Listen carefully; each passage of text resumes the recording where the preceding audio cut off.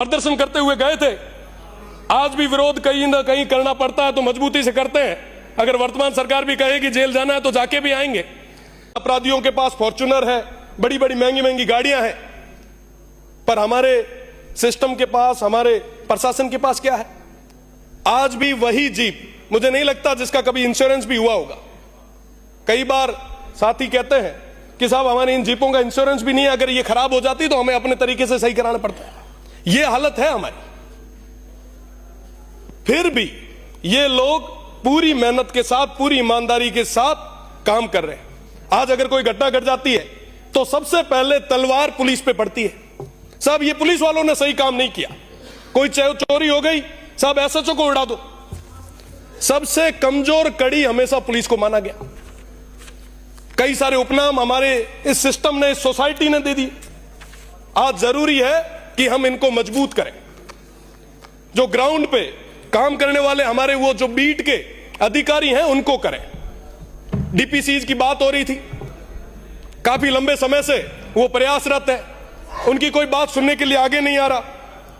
साहब जब आर्मी को केंद्रीय स्कूल्स मिल सकते हैं तो हमारी जो पुलिस लाइंस है उसके अंदर अच्छी क्वालिटी की एजुकेशन के लिए क्यों नहीं अच्छे इंस्टीट्यूट हम तैयार करें?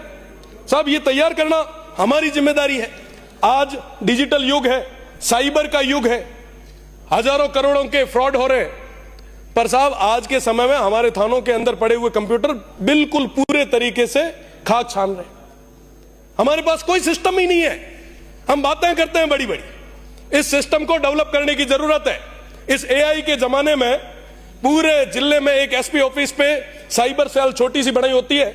कई बार तो 4 लोगों को पूछना पड़ता है कि साहब वो टेबल कहां लगी।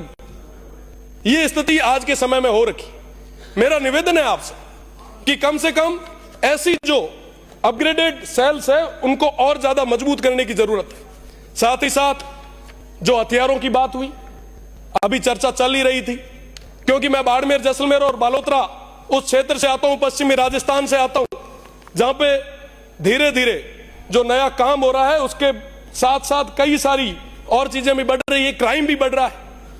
तो आज के समय में जो अपराधियों के पास लेटेस्ट वेपन आ गए हैं, पर हमारे पुलिस के उन जवानों के पास अभी तक वो लेटेस्ट वेपन नहीं मिल पाए। बिल्कुल मेरा निवेदन है कि साथ ही साथ पुलिस के साथ और एक बड़ी चीज, अब हम होली मनाने जाएंगे, पर हमारे ये पुलिस के भाई हम सभी की सुरक्षा के लिए लगे रहेंगे। साथ ही साथ कारागृह की बात है।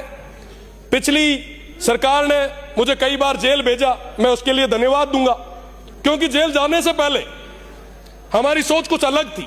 हमें लगता था कि साहब सारे अंदर कैदी हैं, वो पता नहीं कैसे होंगे, उनके 2 सींग होते होंगे, वाकई वो बहुत बड़ा अपराध करके आए होंगे। जब जेल में गए, वहां के हालात देखे, प्रदर्शन करते हुए गए थे।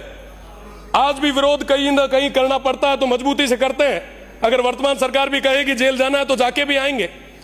मैं निवेदन करना चाहूंगा कि वर्तमान के अंदर जितने भी जो अपराधी हैं, आप उन्हें अपराधी कहो, कैदी कहो, बहुत 80 से 90% लोग ऐसे हैं जिन्होंने बिना किसी इंटेंशन से एक्सीडेंटल कोई एक्ट हो गया, और उनमें से भी 50 से 60% जो है वो 18 से 30 साल की उम्र के हैं। मुझे लगता है कि जो सुधर सकता है, जो मुख्य धारा में आ सकता है, उसे हम जेल में भेजकर और बड़ा कुख्यात अपराधी बनाकर बाहर निकाल रहे हैं।